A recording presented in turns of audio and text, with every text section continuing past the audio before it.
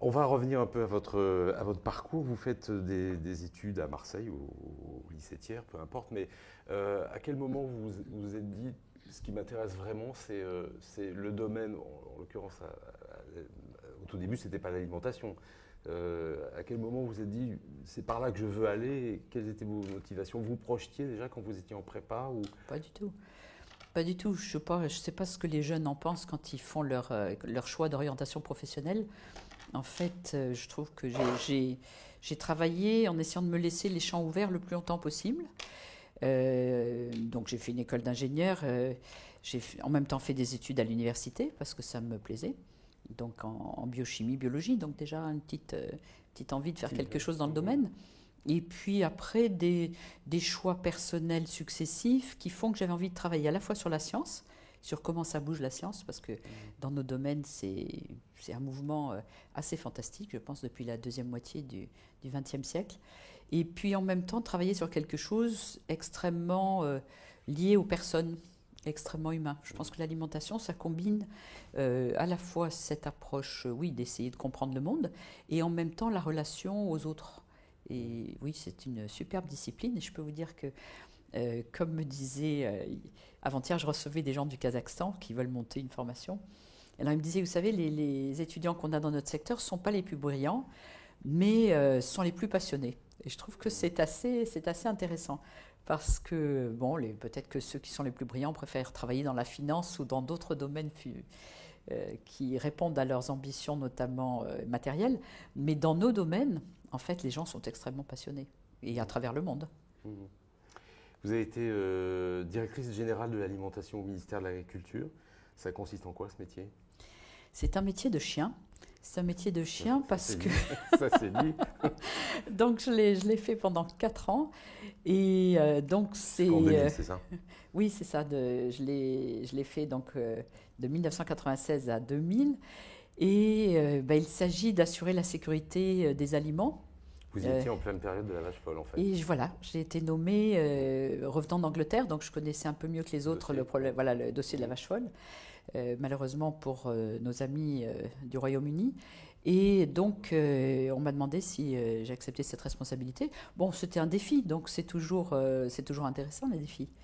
Mais ça a été une période à la fois extrêmement créative, extrêmement collective, parce qu'en fait, pour résister à la succession de crises qu'on a eu à gérer, autant vous dire qu'on a intérêt à travailler en équipe, et en même temps extrêmement dur du point de vue notamment familial. Hein.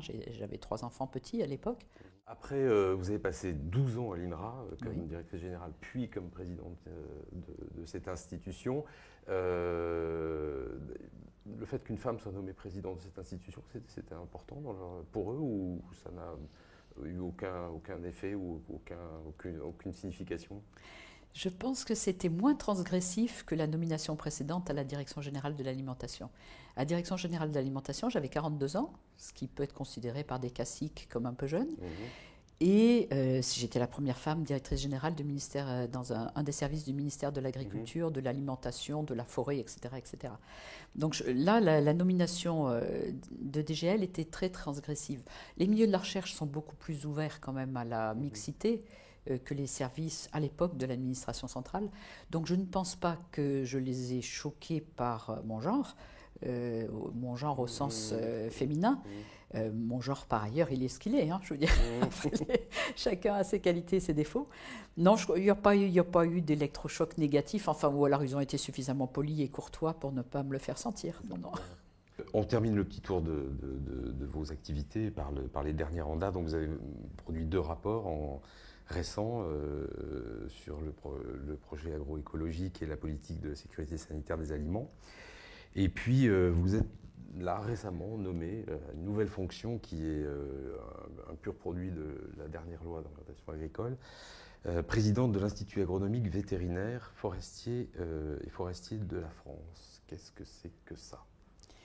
Qu'est-ce que c'est que ça?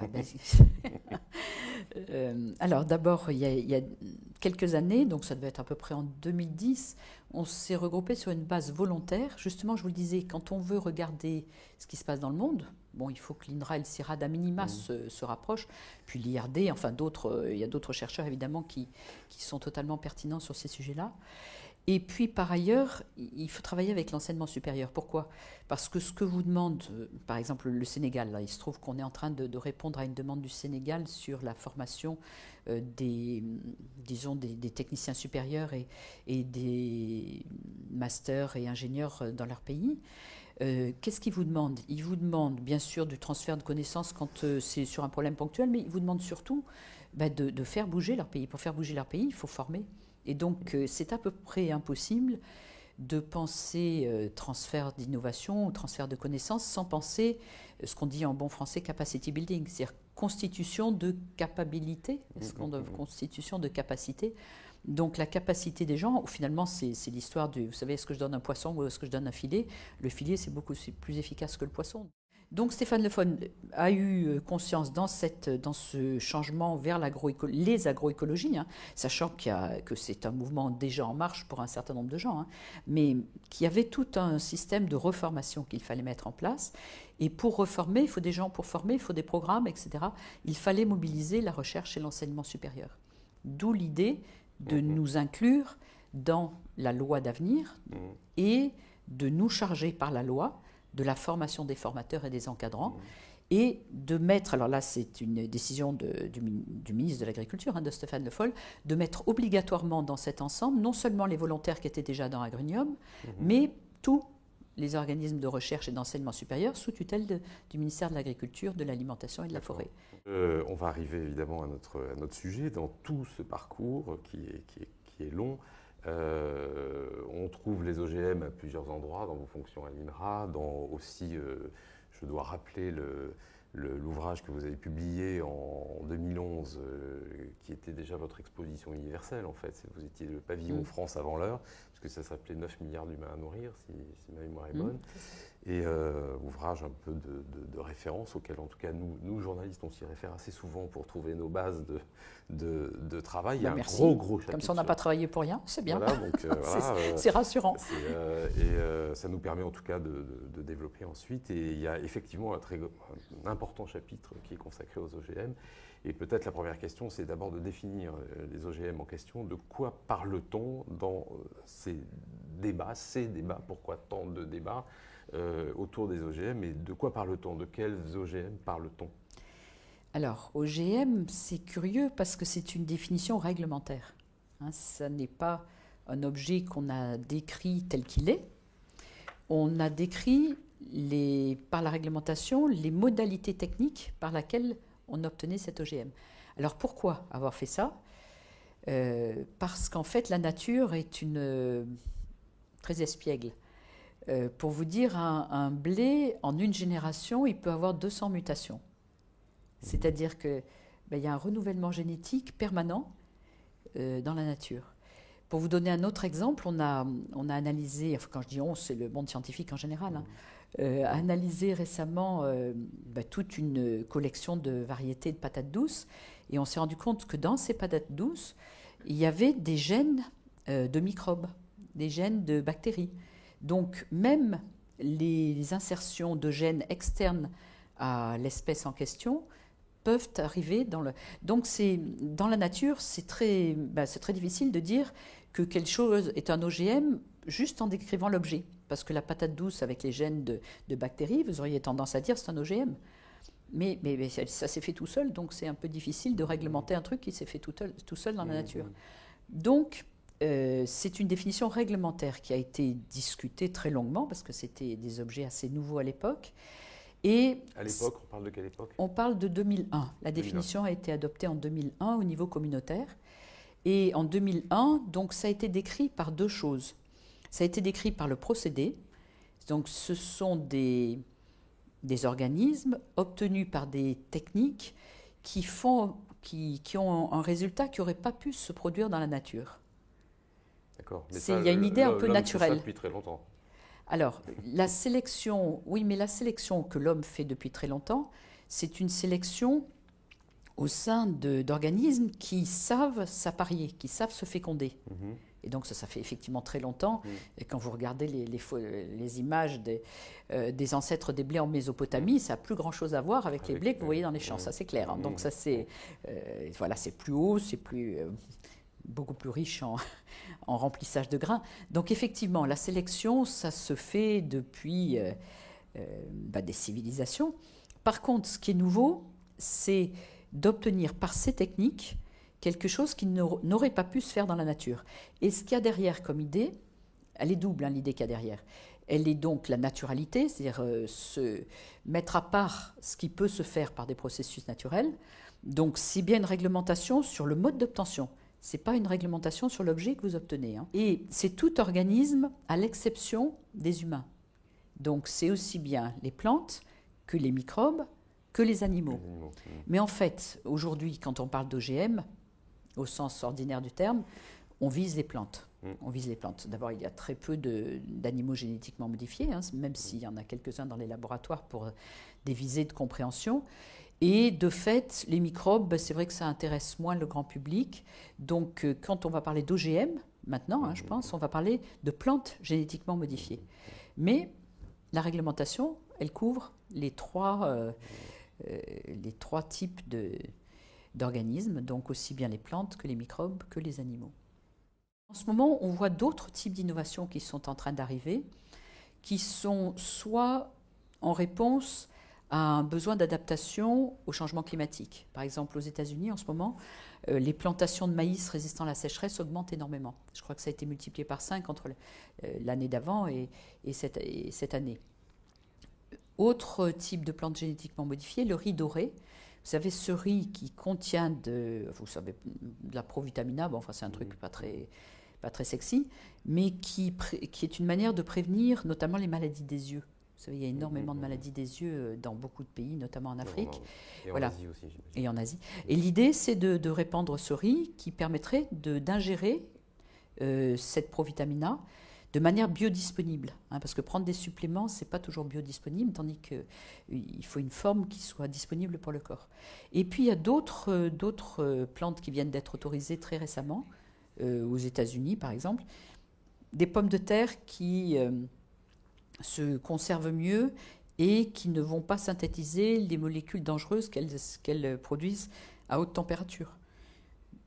On a dans le circuit, mais pas encore autorisé, mais avec avis favorable de la FDA, donc aux États-Unis, une pomme qui ne brunit pas quand vous l'épluchez. Vous voyez, avec l'idée après de faire des préparations à base de pommes qui ne s'oxydent pas. Voilà.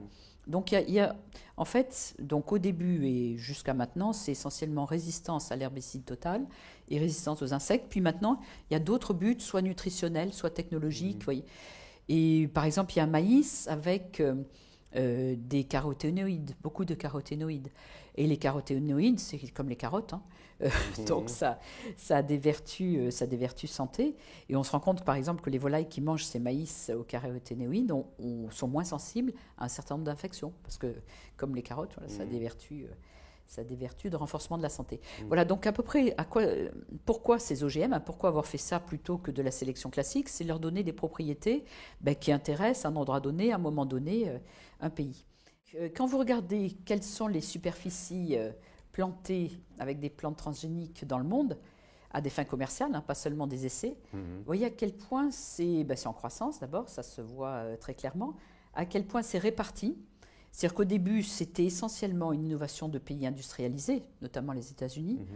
Et désormais, vous avez les États-Unis, le Canada et d'autres, mais désormais, vous avez, je crois, 20 pays en développement qui cultivent des plantes génétiquement modifiées. Donc avec un certain nombre, on pourra y revenir, mais avec des choix assez divers. Mais par exemple le Burkina Faso, par exemple la Chine, par exemple l'Inde, par exemple l'Afrique du Sud, enfin là. Donc de fait, mais c'est que 28 pays sur l'ensemble des pays du monde. Donc c'est vous dire qu'il y a une perception extrêmement contrastée de l'utilité et de l'acceptabilité de ces plantes génétiquement modifiées dans le monde. Avec alors, quelles plantes ont du succès au niveau mondial? Alors, celle dont je vous parlais au début, c'était facilité pour l'agriculteur, donc résistance à un herbicide total, mais désormais, celle qui se développe, et notamment dans les pays en voie de développement, en général, c'est plus des résistances à un parasite. Par exemple, les 93% de coton qui sont génétiquement modifiés, qui sont cultivés en Chine, les 95% de coton génétiquement modifié qui sont cultivés en Inde, Donc vous voyez, massivement, le coton OGM a gagné du terrain. C'est parce qu'auparavant, il y avait des parasites, ce qu'on appelle le ver de la balle de coton, qui, pour arriver à les éliminer, il y avait énormément d'utilisation de produits pesticides. Ce n'est pas toujours très sympathique selon lesquels vous utilisez et à quelle dose pour la santé humaine.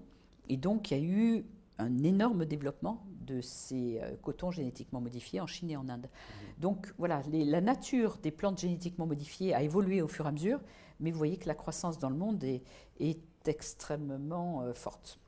Avec toujours donc des perceptions extrêmement différentes, c'est-à-dire qu'il y a des pays dans lesquels ça continue à se développer. Aux États-Unis, c'est quand même maintenant majoritaire, et dans le maïs et dans le soja, enfin, dans les grandes cultures. Et puis d'autres pays dans lesquels vous avez plus de réticence, c'est par exemple en Chine, c'est intéressant à noter. Donc le coton OGM est extrêmement répandu.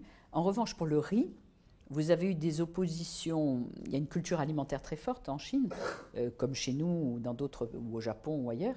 Il y a eu une réticence sur le riz OGM, surtout que le riz, c'est la nourriture de base. C'est un peu la base de ce qui constitue ce que les gens deviennent inconsciemment. Et donc, il y a eu interdiction en août 2014 des riz génétiquement modifiés. Puis là, c'est en train de redémarrer. Sur quel fondement ils l'ont interdit? Alors, ils l'ont interdit pour des raisons politiques, si je me souviens bien, ce que j'en sais indirectement, parce que là, je vais y retourner en octobre, mais là, ça fait un petit moment que je n'y suis pas allée. D'après ce que j'ai lu, ils l'ont interdit notamment parce que ça diminuait le travail nécessaire et que ça posait un problème politique. D'accord. Mais ils ont redémarré des essais, là j'ai lu ça très très récemment, des essais alimentaires donc dans une des provinces de Chine. Donc c'est dire qu'en Chine, vous voyez, il y a aussi cette tension, est-ce qu'on va donner ces riz OGM à manger à notre population ou pas? Et qu'est-ce que ça a comme implication sur notre modèle social d'agriculture? D'accord, c'était pas un problème de santé, c'était un problème de modèle social. D'après ce que j'ai lu, encore une fois, je le dis très modestement parce que je n'ai pas eu des cours en direct. J'en saurai un petit peu plus en octobre prochain. Donc c'est vous dire que les perceptions sont effectivement plus ouvertes vis-à-vis des plantes qui ne servent pas à l'alimentation humaine que vis-à-vis des plantes qui servent à l'alimentation humaine. Alors après, si on en vient à l'Europe, on a là aussi une diversité de perceptions sur les plantes génétiquement modifiées. Donc là, vous voyez sur ces résultats d'enquête qui ont été faits, je crois, en 2010, Eurobaromètre 2010, la perception que les plantes, enfin que la nourriture venant d'organismes génétiquement modifiés devrait être encouragée ou pas. Et vous voyez que ça va de 42 ou 43% au Royaume-Uni. Ils sont favorables à l'encouragement des nourritures contenant des plantes GM. Et la Grèce qui est à 10%. Donc la France, c'est, vous voyez, dit combien? 16-17%. Donc la perception des plantes génétiquement modifiées pour un usage alimentaire, même en Europe, est extrêmement contrastée. Et c'est une des raisons quelle est votre explication? Alors l'explication... Par exemple, l'Europe versus États-Unis, c'est quoi l'explication? Alors, pourquoi est-ce que l'Europe a été plus réticente aux plantes génétiquement modifiées par rapport aux États-Unis? Écoutez, c'est une longue histoire. Je vous donne mon interprétation personnelle. D'abord, une conception de l'espace et de la nature qui est extrêmement différente. Aux États-Unis, les exploitations agricoles, ce sont ce qu'ils appellent des industries. C'est-à-dire ce sont des espaces exploités par l'homme. C'est-à-dire ils considèrent que ce sont des espaces artificiels faisant l'objet d'une exploitation par l'homme à des fins de production. Parce qu'il y a tellement d'espaces libres qui sont par ailleurs des espaces naturels qui n'ont pas la même attente vis-à-vis de l'entretien de la nature par les agriculteurs qu'en Europe, où l'espace est beaucoup plus restreint et où, au fond, quand vous regardez la France, même ce qu'on appelle nos espaces naturels, c'est presque toujours des espaces qui soit sont cultivés, soit ont été cultivés. Et il y a une attente de la société vis-à-vis des agriculteurs et des forestiers d'ailleurs, c'est le même genre d'attente, au fond d'être aussi bien des producteurs que des gardiens de la nature. Et donc un rapport entre l'activité agricole et la nature qui est extrêmement différent, je pense. Enfin, c'est une interprétation sur base de choses un petit peu plus que le doigt mouillé, mais je ne suis pas sûre d'avoir totalement raison. Une interprétation qui va moins bien jouer si on fait une comparaison avec l'Angleterre. Alors, interprétation qui, effectivement, vous avez totalement raison, mais c'est quand même intéressant de voir que l'Angleterre, le Royaume-Uni, qui d'habitude est très empreinte de la même culture, disons qu'il y a des choses communes, c'est pas la même culture, mais il y a des choses communes avec les États-Unis ou l'Australie ou d'autres. C'est intéressant de voir que le Royaume-Uni n'est pas la majorité, c'est-à-dire qu'il y a moins de 50% des Britanniques qui pensent que... Il y a le double de la France. Oui, c'est beaucoup plus qu'en France, mais c'est intéressant de voir qu'il y a ce changement, par exemple, par rapport aux États-Unis ou au Canada. On pourrait appliquer ce raisonnement aux Britanniques. Ils ont aussi les mêmes préoccupations et pour autant, ils sont quand même beaucoup plus perméables à cette... Alors j'entends la version politique. La France a cette image de politiser absolument tous les débats, quels qu'ils soient. Le rapport à l'innovation n'est pas le même aussi. Oui, le rapport à l'innovation, c'est-à-dire que de fait, aujourd'hui, un certain nombre de pays ont un rapport à l'innovation beaucoup plus positif que celui qu'on constate en France. En Espagne et au Royaume-Uni, vous avez un rapport à l'innovation qui est beaucoup plus positif. Donc il y a ça, et puis après il y a les circonstances, je pense, les circonstances politiques et sociales locales. Donc oui, c'est intéressant de voir cette diversité d'opinions. Et ça vous explique pourquoi c'est le bazar. Parce que vous avez dû noter qu'en mars dernier, c'est très récent, en mars 2015, la Commission européenne a mis les pouces. C'est l'accord de la discorde. Oui. C'est-à-dire qu'en fait, il y a une directive qui a été adoptée, comme quoi, alors qu'on est dans un marché unique, paradoxalement, les pays vont pouvoir prendre des règles nationales sur les autorisations de culture. Alors après, ne me demandez pas comment ces plantes vont circuler en Europe. Oui, on ne comprend pas comment cette circulaire est applicable. C'est-à-dire que c'est totalement contradictoire avec les fondements de l'Union européenne, c'est clair. Donc, mais c'était un accord, à mon avis, c'est terrible, parce que c'est un accord qui vient simplement constater un divorce. C'est-à-dire des années d'impossibilité de s'entendre sur un certain nombre de dossiers. Et donc, il y a des pays qui voulaient pouvoir continuer à cultiver. En Europe, vous avez l'Espagne, vous avez la Roumanie, vous avez la République tchèque, vous avez un certain nombre de pays en Europe, le Portugal, la Slovénie, qui cultivent des OGM et qui veulent pouvoir continuer et qui ne voient pas pourquoi ils se plieraient aux diktats d'autres pays. Et des pays, par exemple, comme la France, où l'opposition des citoyens est telle que politiquement, c'est un acte que les politiques ne prendront pas, l'acte d'autorisation de culture en plein champ. Donc après des années de bagarres impossibles, sans arriver à déboucher, ils ont fait un constat de divorce. Et donc la capacité à chacun d'appliquer... il y a quand même une liste de critères qui vont bien au-delà des critères sanitaires, puisque c'est effectivement pas pour des critères sanitaires que tel ou tel pays va prendre cette décision. Il ne faut pas que ce soit discriminatoire, mais c'est totalement contradictoire avec l'Union européenne. Parce qu'au fond, je veux dire, le grand public n'en est pas toujours conscient. Mais vous avez un problème et vous avez besoin d'une nouvelle variété résistante, par exemple, à une maladie de la rouille, une maladie terrible qui est en train de se répandre dans pas mal de pays du monde. Eh bien, c'est 7-8 ans pour mettre au point une nouvelle variété. Donc vous avez un événement soudain sanitaire, 7-8 ans c'est long, si tout est en train de crever, il y a beaucoup de gens qui ne mangeront pas au passage. Donc le fait de maintenir une capacité à faire de la sélection rapide, je pense que pour l'avenir de l'humanité, je ne sais pas si on sera 7 milliards, 8 milliards ou 11 milliards, mais pour l'avenir de l'humanité, c'est quand même assez prudent de garder des méthodes extrêmement performantes de sélection végétale, plus que les méthodes qui font des croisements aléatoires entre des plantes qu'on met en contact, et puis après on voit si le caractère est passé, et puis peu à peu on plante cette plante, et puis on la multiplie, etc. Donc d'avoir des méthodes efficaces, je pense que tout le monde est conscient du fait que c'est indispensable. En tous les cas, personnellement, je suis très convaincue que c'est indispensable.